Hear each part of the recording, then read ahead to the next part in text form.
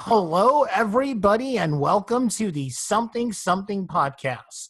My name is Eric Kasloff, and with me, as always, is Larry Sands. Say hello, Larry. Hello. That's it? You're not going to do anything special? Oh, wait. And now, here's Larry. Eric. Yeah, that's the way we do it, man. All right, Larry. No, hello, Larry. There you go. There you go. I just want to throw a little something into the mix there. All so right. yeah, I'm glad you took notice. Yeah, I did. So it was a little shocking.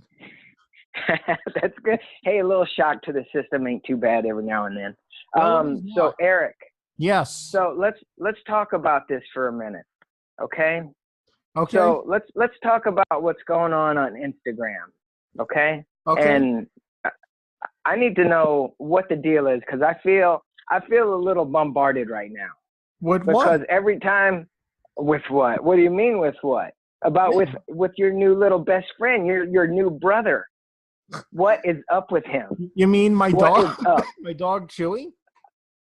I can't. Okay, first of all, he's your brother. Okay? My hairy brother. He's got your eyes. That's right. He's got your eyes. Okay, he looks exactly like you. Okay, you should put up a side by side of you and your brother, and I wouldn't be able to tell you guys apart. Okay, but here's what I feel a little threatened by Chewie because he's coming after me every time I open up Instagram. The podcasts me and him do have nothing to do with this podcast. Wait, what? What? Nothing. Wait. No. Actually, I was going to talk about Instagram. Let's talk about what podcast? No, there's something podcast. Me and you do it. No, but you just said you and Chewie do a podcast. No, he's a dog. How could he do a podcast? Okay, actually, right there. Okay, number one, he's a dog, and how in the world does he have his own Instagram? He doesn't even have thumbs. Okay, what is the deal? I don't understand. What are you trying to? Are you trying? Wait a minute. I'm glad you brought this up. If you're listening to this podcast, do not follow me on Instagram. Do not follow Larry on Instagram. Only follow Chewie Kasloff. My goal is by the end of the year for my dog to have more followers than Larry Sands. Are you done? Yeah. Are you done with that? Okay, number one, I hope that works out for you and Chewie both, okay? Because like I said, he doesn't have thumbs. Yeah, he's cute. So what? Everybody, I'm cute. So what? Not as cute as Chewie. You know what? Why don't you? We need to put up a side by side, okay? And we need to take a. Actually, I'm afraid to take a vote on Instagram because I know Chewie will beat me. You'll lose. Chewie will beat me because it's like W.C. Fields said. He always said, "Never act with animals or kids because you will lose every time." Exactly. So I am not about to step into my challenge. So all I want to say is good luck, Chewie, if you're anywhere near Eric, and don't bite him. No, I don't let him in my room when we do podcasts. Oh, probably a good idea. He'll bark and he will probably try to take over. So probably a good idea. Well, he's so cute. A quick health update on him. We took him to the vet today. He's a rescue dog. Like I don't know if I've talked about it enough. There was this event here in Jersey called Clear the Shelter, and me and my mom adopted him.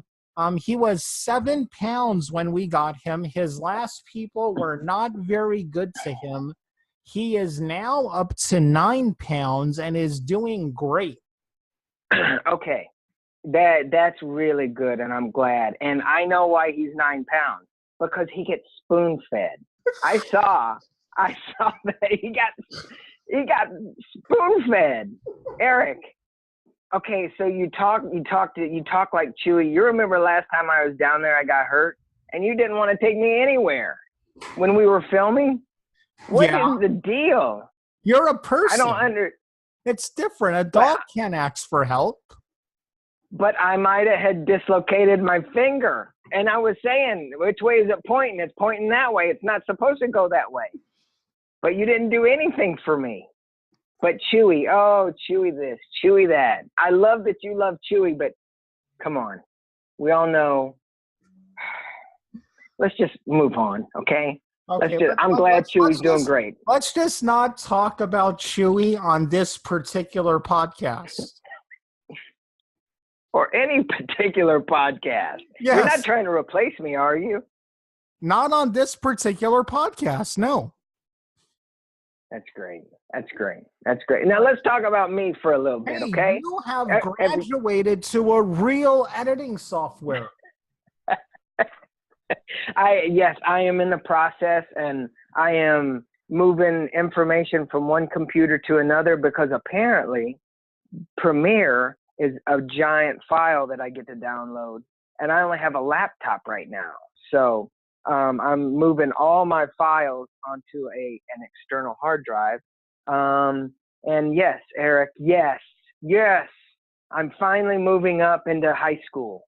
Okay. Awesome. So that's good. And just for everybody to know, I work with Final Cut Pro. I learn with Final Cut Pro. I know Premiere. I know Avid a little bit, but Final Cut is like once you get into something and it's a routine, and I work fast. I work really fast. And now it's going to be like kind of like maybe riding a bike when you haven't ridden one in about 15 years.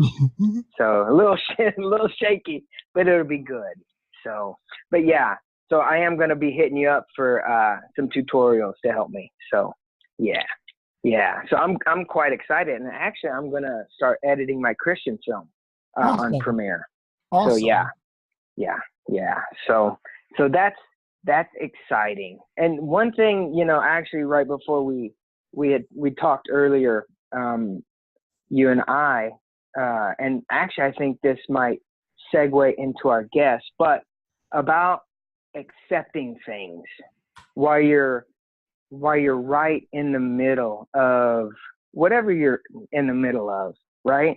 And so, and this is what I kind of want to talk to you and our guest. Actually, we might as well just bring her on so we can start talking. Hopefully the opening didn't make her hang up on us. I know. Everybody, she's still there, good, which is a good sign. And she's laughing, which is even better. So that's good. That's good. So, hello, Patrice. Hello. Hi, how are you? I'm great. Wow. Good. Everybody, I'd like to introduce Patrice Brown. Patrice, now tell us a little bit about yourself before we get started, because I love to just jump right in, but I do want to catch everybody else up. I know you're an author, but what is being an author your first job, or do you have a day job? Yeah. Well, first of all, I'm Patrice Shavone Brown. I'm from North Carolina. I'm actually a mental health counselor here in North Carolina. I direct and own Restoring Bodies and Minds, where we serve adults that suffer with mental health disorders. So I actually have written and published 3 books. Wow. The first one is Secrets of a Crazy Mental Health Counselor, and then I have 2 children's books. All of them are on Amazon. So I believe my first children's book is The Day Mama Made Me Dance, and the second one is We Blend Well Together. So I do have a day job. So next question. I know you guys are just going to jump all over the place with these questions. Oh, yeah, totally. Oh, yeah. Oh, definitely. I know. See, that's the big thing because, and obviously the people that listen to our podcast, that's what being creative is all about. Because if you're any type of creative person and you're trying to work towards something, which number one would be getting out of your day job to work more creatively on your creative stuff and get paid for it. But that's always the interesting part, because it's not the end game isn't always, oh, well, I made it. It's like how you made it. And everybody that we've talked to so far with our podcast had the great opportunity. And I learned a lot. You guys are so inspiring to me to keep my head up and keep going. And I love to hear everybody's story, because everybody has one. And I think that's what brings us all together, quite frankly. Yeah. I like the part where you mentioned creativity, creativeness. I like that. I think that's what brings us together also. And I just would like to thank you guys for having me on the show. And we're glad to have you on. Well, yeah, I'm super excited to have you on. And here's the good thing. We're just getting started. So I tell us a little bit of how did you decide to get into the mental health field? Oh, wow. Okay, so you know how you graduate from high school and you don't know really what you want to do. This is the part where you're trying to find yourself. So I had to go through that phase. I graduated in 2003. And I sort of kind of took up nursing. And what I figured out is that I didn't want a white butt when, I was put to the test. Yeah. And, dealing with, the people as they get older, I was just like, this, I can't do it. It's not for me. I got to find or do something else. So I moved to Durham. I don't know if you're familiar with that, North Carolina. I've heard of it. Yeah. So I moved there, and that's when I got my first job doing counseling. Like, my aunt sort of kind of helped me because she works for Duke University Hospital. Oh. So, once I started doing it, I started liking it. But I also had like a little bit of exposure as a child, because my family also owned like a group home. So a group home is also like a mental health facility where you have patients that stay. And it could be anything from substance abuse or to developmentally disabled people or to people that actually have mental health disorder.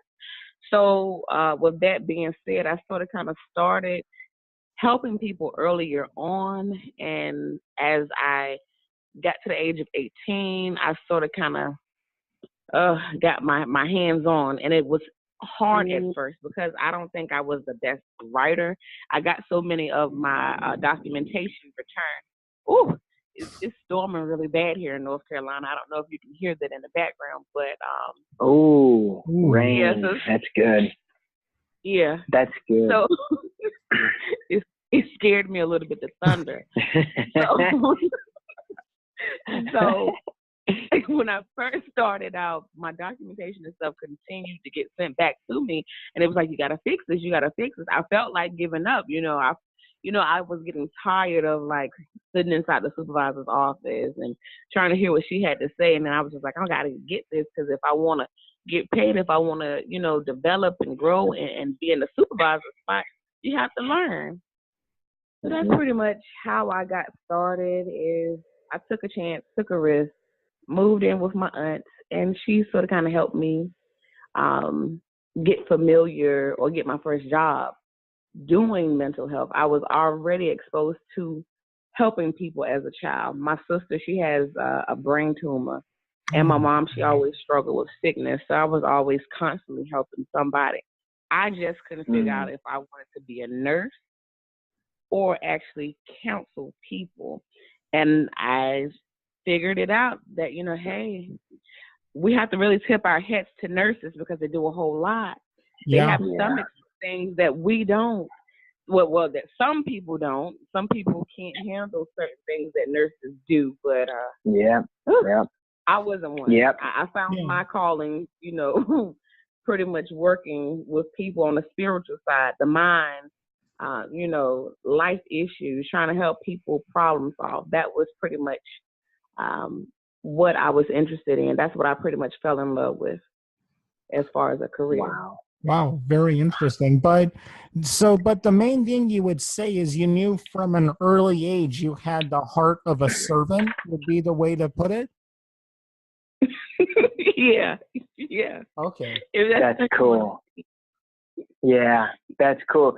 Actually, it's not funny. It's that's the natural progression of it.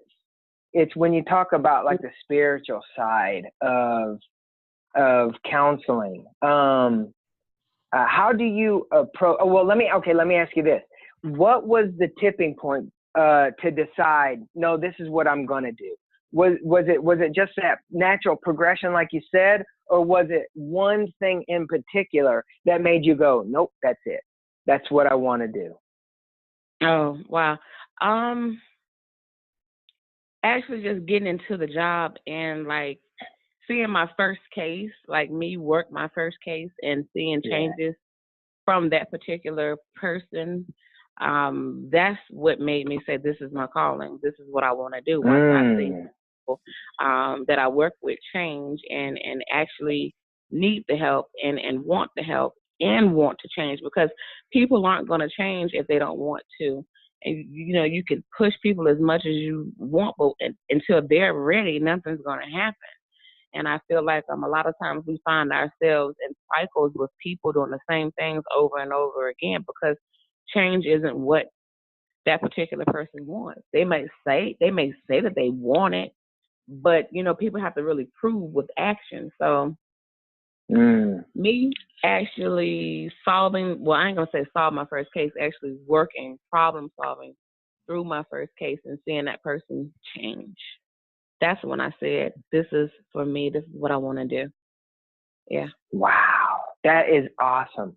And so like to give you a little backstory about me and Eric, we've known each other for, I don't know, more than, pretty much almost over 20 years, I think. Easily, yeah. Over 20. We met in church, and really that's what brought us together. And then we shared the love of filmmaking, and, one thing led to the next. Now we got our cool podcast. But, having that servant heart, I think. And how do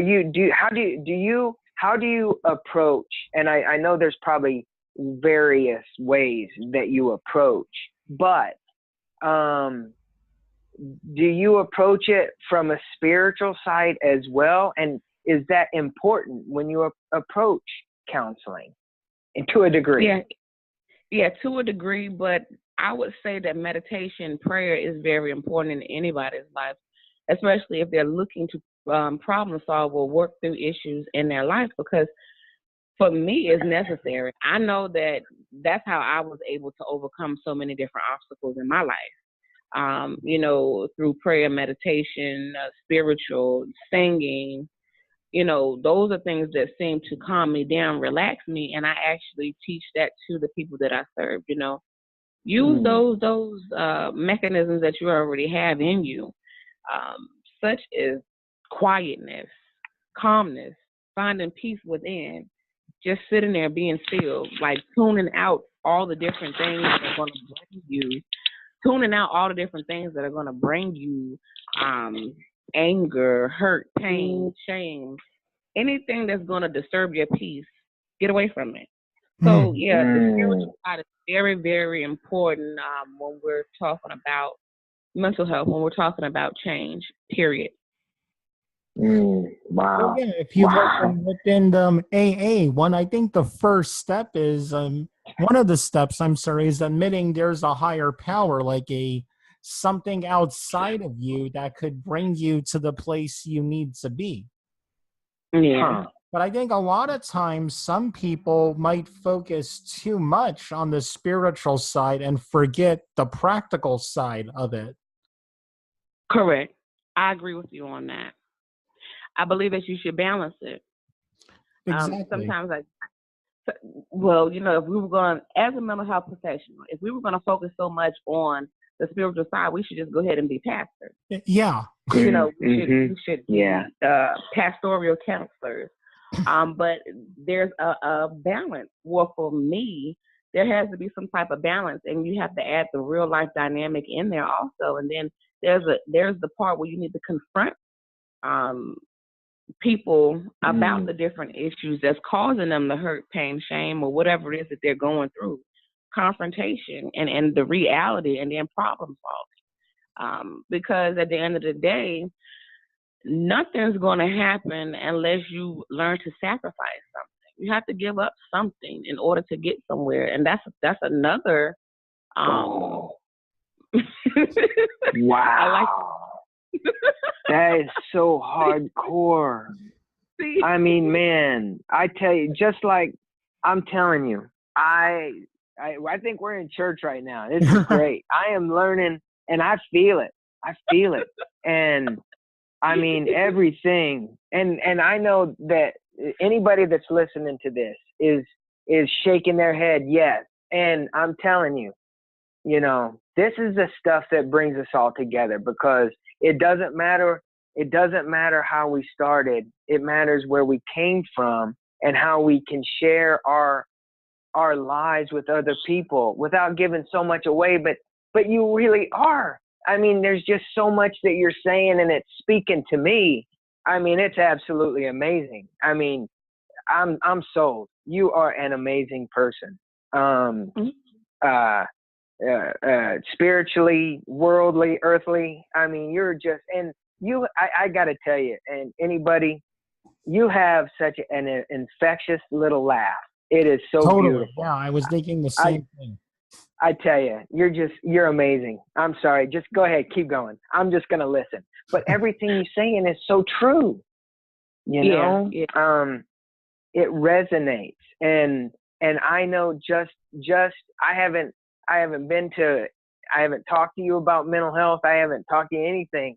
And I can see that you are so talented in how you approach people and just the way you talk. I mean, whatever they're paying you, it's not enough. It will never be enough.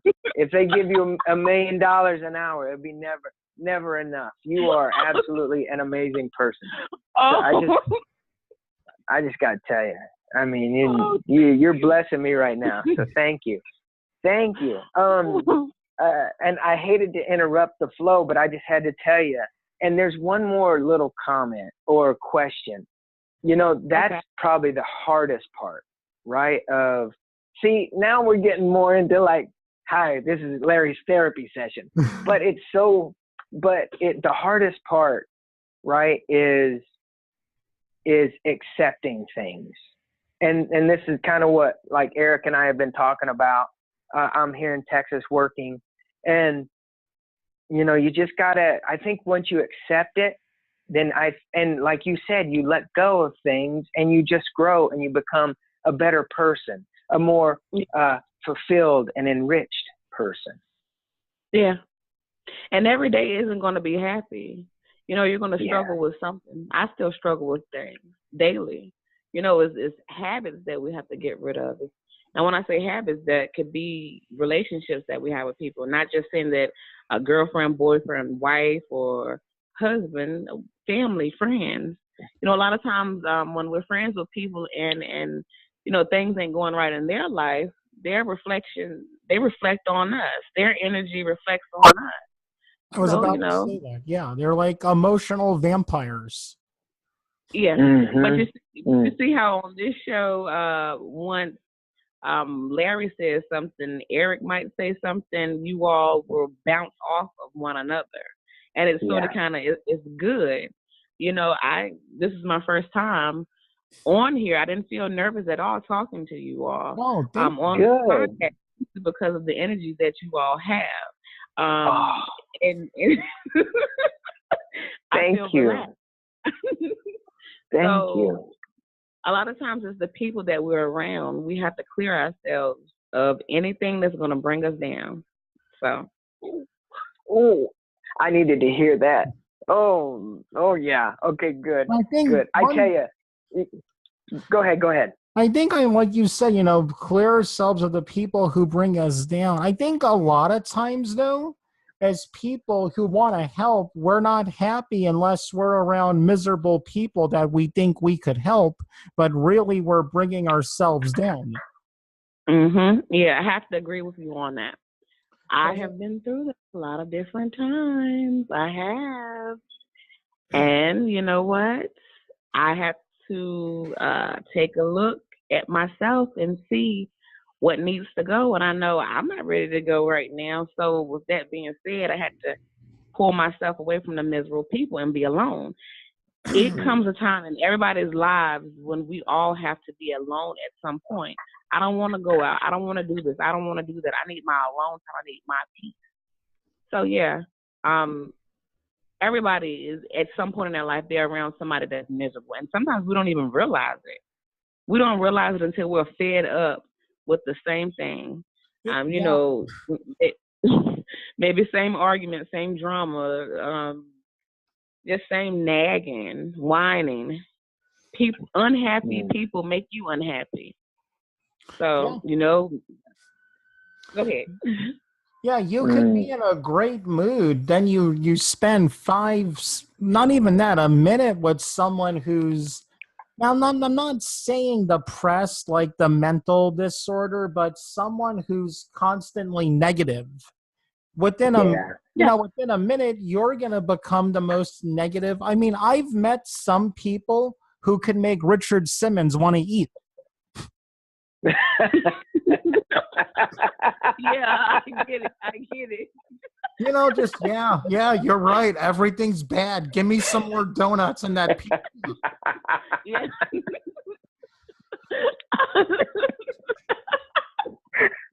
I cannot. I get it. Oh my God.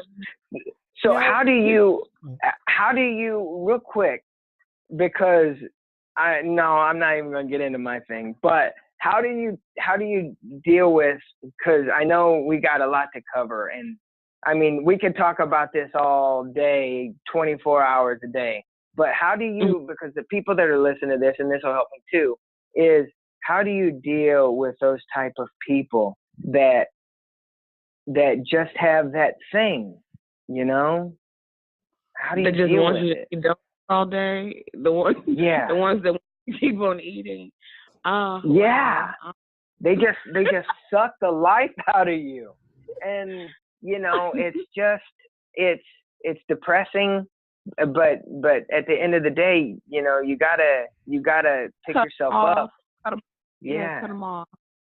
You know, be alone sometimes. Cut them off. Be alone. If you need to find new friends, find new friends. But not everybody needs to have friends. Sometimes God wants us to be alone at some point in our lives. Yeah.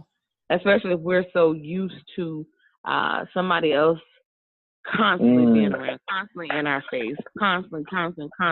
But we don't have time for our own selves. So with that being said, cut them off. Cut them off. You know. And it'll be okay. It'll be okay. I feel as though, it'll be hard at first, but you know, eventually you're born alone. You're gonna die alone. Yep. You know. Yep. Yeah. Instead of eating all the donuts and you know, doing all this extra stuff, cut them off.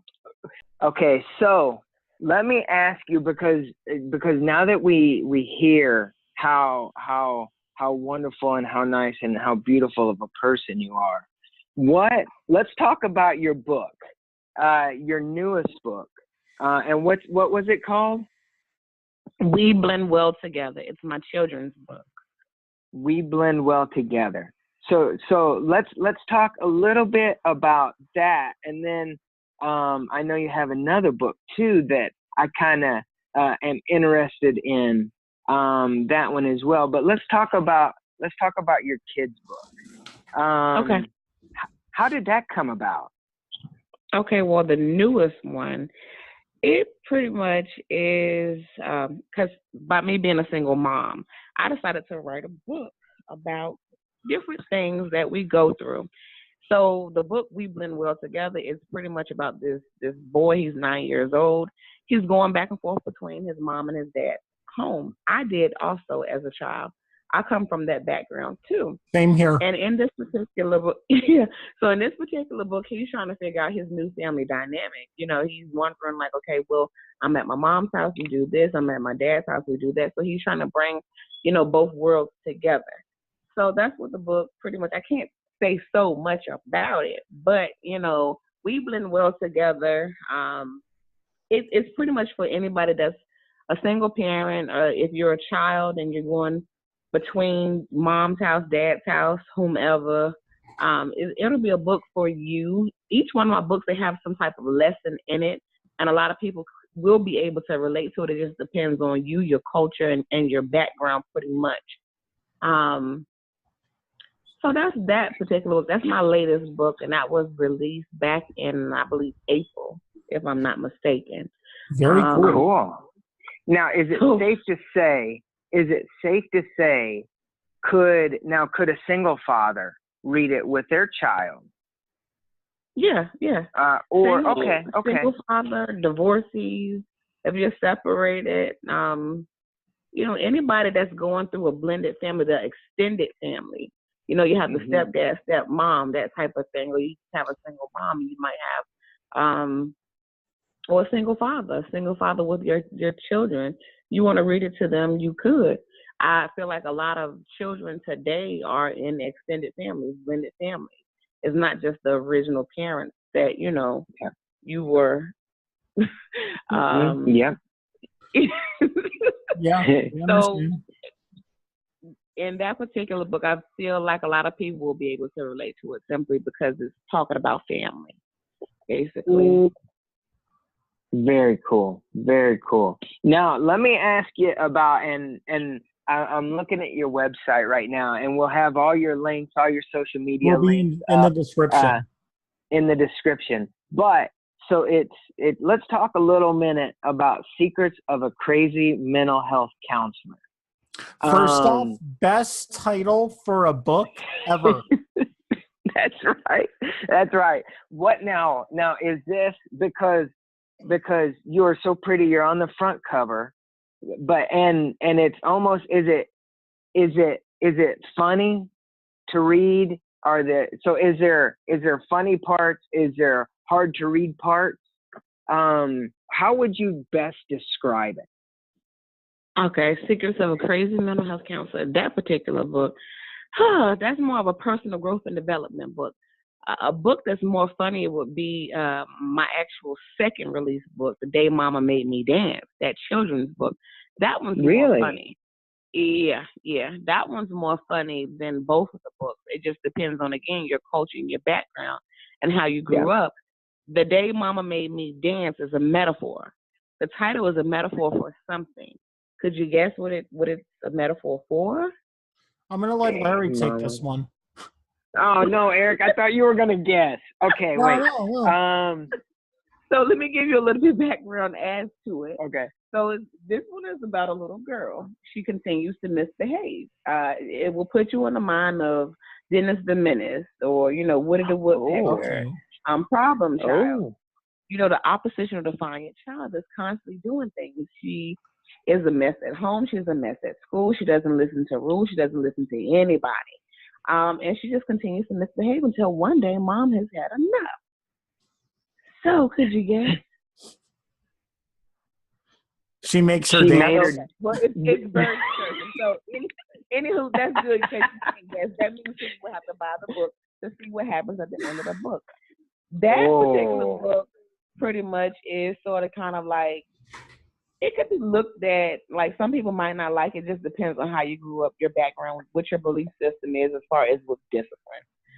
To me, it's nothing too bad because that's the background that I grew up in, and those are books that I like to release. I like to release books based on my culture. So if you look at that book, it's pretty funny. It's really graphic. It has nice pictures in it also. I like the cover. Yeah, it's so cute. It's so cute. And by the way, I don't think, and maybe you guys, now Eric's a writer, and Patrice, you might have some insight, but I always feel that as writers or as creative people, I don't necessarily think about what the audience is going to be thinking when I try to do a project. It's really what I see in my vision. But again, I'm not a writer, but again, I think if you try to please your audience in a way, I think you're going to have more of a hassle or a writer's block. Is that not, could that be? Yeah, I agree with you. And when I write, I'm expressing myself. I'm expressing what I see, my background, my culture, my environment, period. And I pretty much don't care what my audience has to say. I'm still going to write. Yeah. I'm still going to, but I was just throwing that out there because, I had a review where it was talking about corporal punishment and all this other stuff. And I was like, okay, well, what? It didn't really need to take it that far. It was sort of kind of like a joke in a way, but it was sort of kind of like this little girl's going to learn a lesson at the end of the book. It's nothing too graphic. I don't understand, but hey, I'm not here to please everybody. That's right. Everybody has their own opinion, pretty much. So yep. And don't get me started about opinions. Eric had Eric, do you remember the show we talked about that you sent in your short film and they sent you a review of it or something? Yeah. And we just demolished them. It was the most asinine. And it wasn't that my movie didn't get into the film festival. I've gotten awards and been in a lot of film festivals. It was this is what bothered me most. Get this. Let's say you put $10,000 into your short film. You get into the Southern Short Fest and win. They give you a trophy. You'd be proud of that, right? Yeah. Well, how would you feel if someone with $200 could buy the same trophy and say that they won Best Picture that year? So that was my main problem with that festival. Not that I didn't get in, that their festival was so crappy. No, but also it's what they said. I forget what they said. It's that we did an hour. Your short was especially short because my movie was 8 minutes. Right, and it's like that's the point of a short.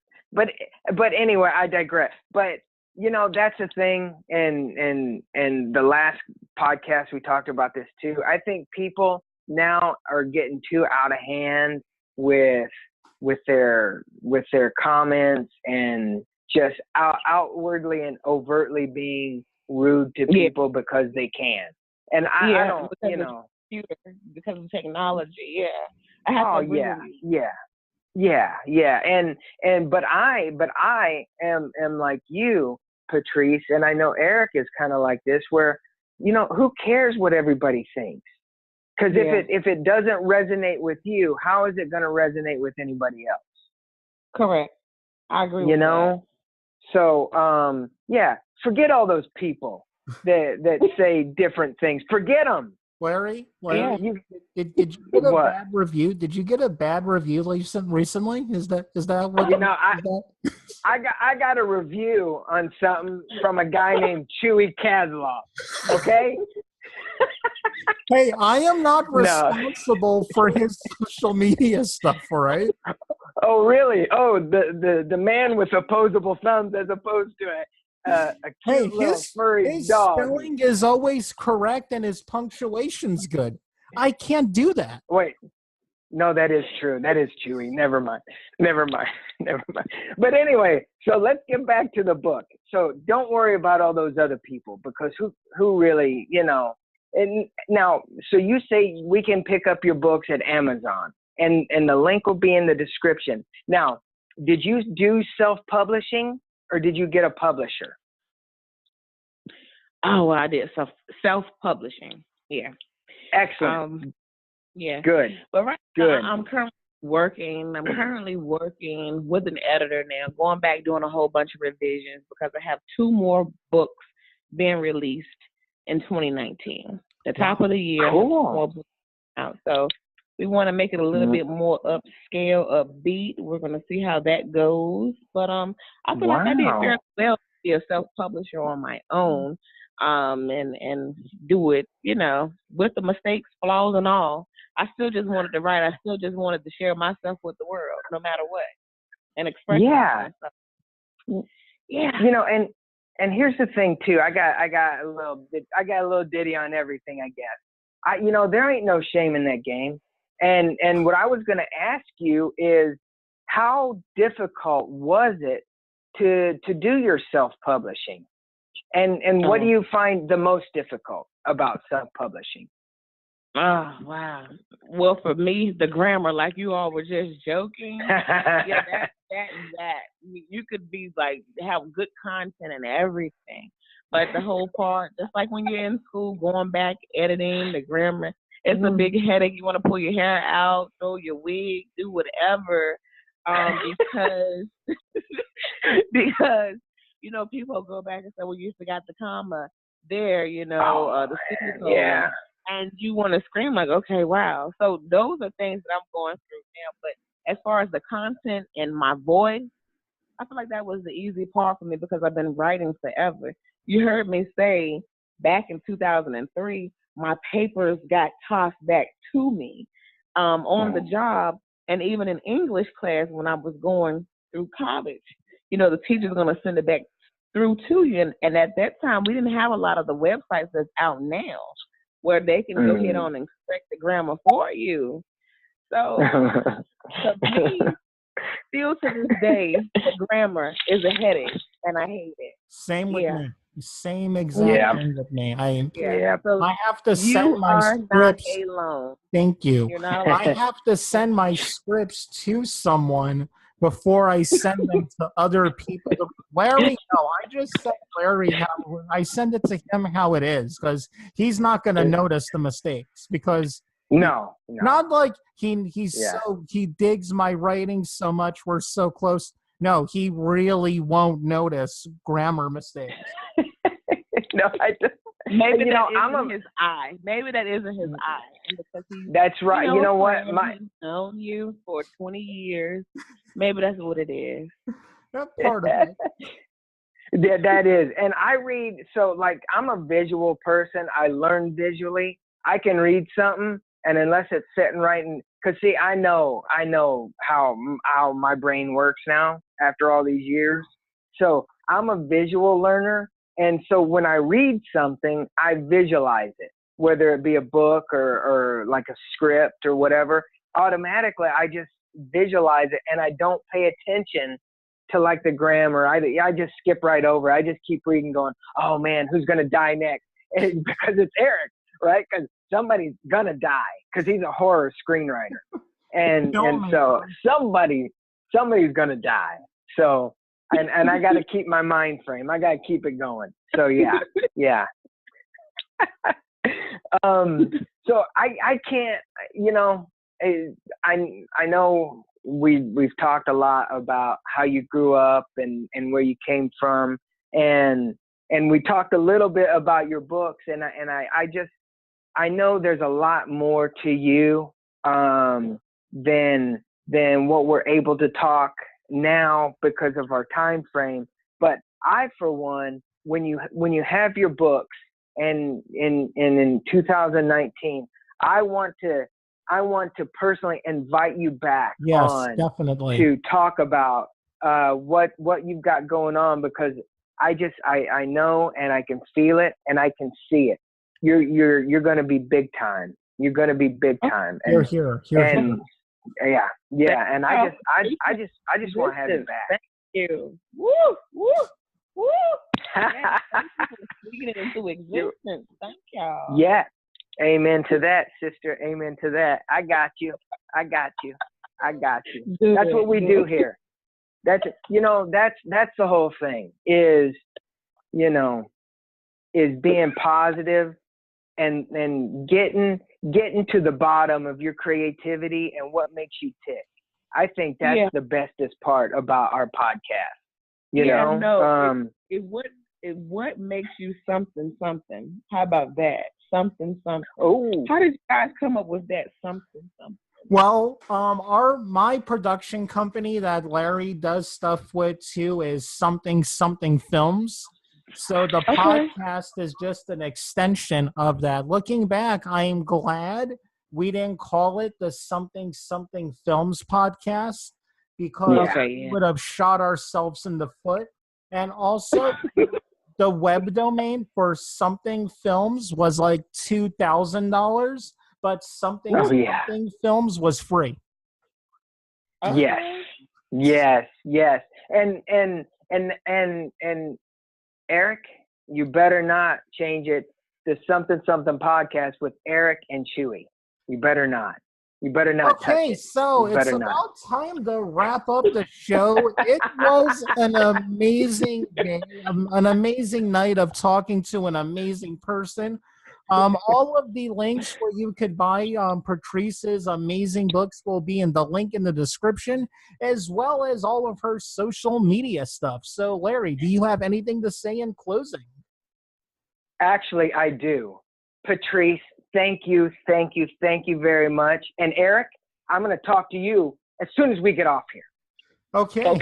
Well, everyone, again, Patrice, thank you so much for coming on to the show. Everyone, this should be up in the middle of September-ish, probably.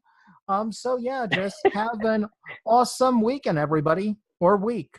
Bye-bye. Thank you. Bye.